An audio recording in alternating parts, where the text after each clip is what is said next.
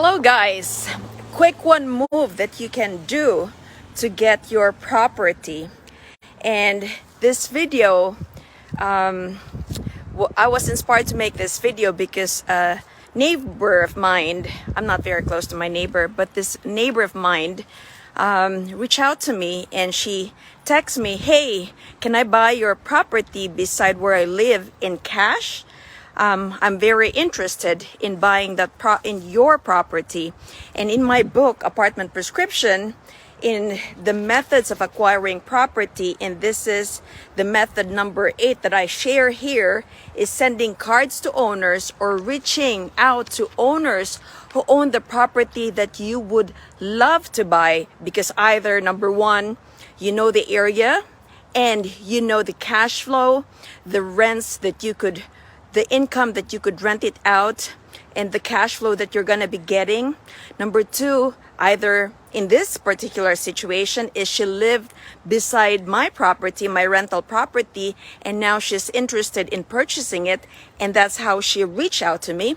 And so that's the number 8 method number 8 in the method to acquire properties in my book, Apartment Prescription, is reaching out to owners, either calling them or sending them a text if you have their number. And if you do not have their number, it is very easy to find their number. What I've done before is there's ways to find out the owner's number. One, what I did was I would Google up the owner's name. Now, if you know the owner's name, then type in the owner's name and try to see if it's in the Google. Second, if you do not know the owner's name, then this is a tip that I can share with you today because you tuned into my live video. So what you do is you go to the, in your municipality or your township, there is a record of deeds. So you go there and they have a record of owners of the property that you're interested. And don't worry, it's public records. It's available for everyone. So what you do here in America, it's computerized system. So you tell the secretary, "Hey, I would like to use the computer, and if you could assist me in finding out the owner of the property," then that makes even things easier. So then you type in the property location, the address, street address, the city, and the zip code. And then you will find the owner of the property. Now, what I've also done before is, so in that information, in that owner, the name of the owner, they do not provide the telephone number, but they provide the mailing address. So that's what you can do, is once you know the owner, now you have the physical address of the owner. So you send out cards to the owner. Now, over the years, over 10 years that I've been doing this, purchasing properties, and when I wrote this book, I wrote it at the 50th apartment unit. And now between my husband and I, we have over 76 apartment units. I'm actually in our commercial property.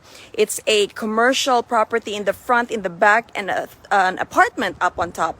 So the front is rented by a Subway, and the back is a warehouse over 1,500 square feet, and the upstairs is an apartment, and I'm in the back side right now.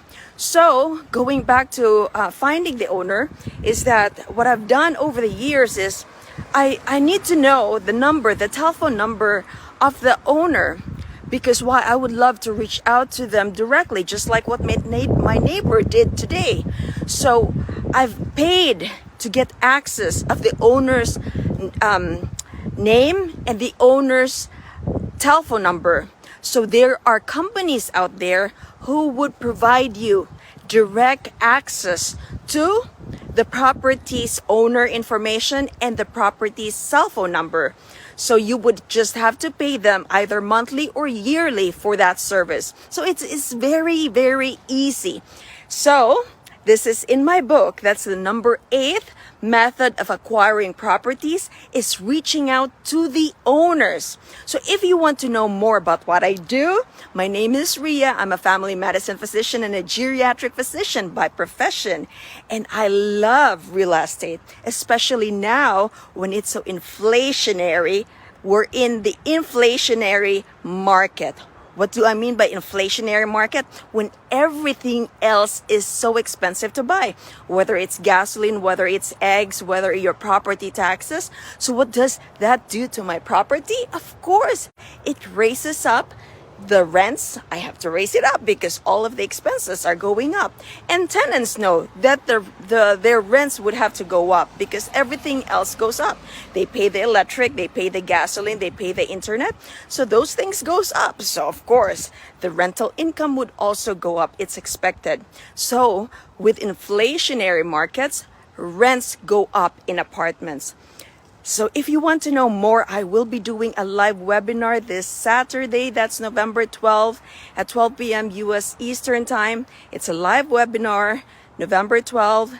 That's a Saturday at 12 p.m. US Eastern Time. So if you want to know more about apartments, about what I do, I will be doing a one-on-one live coaching with you, answering your questions tailored to your needs.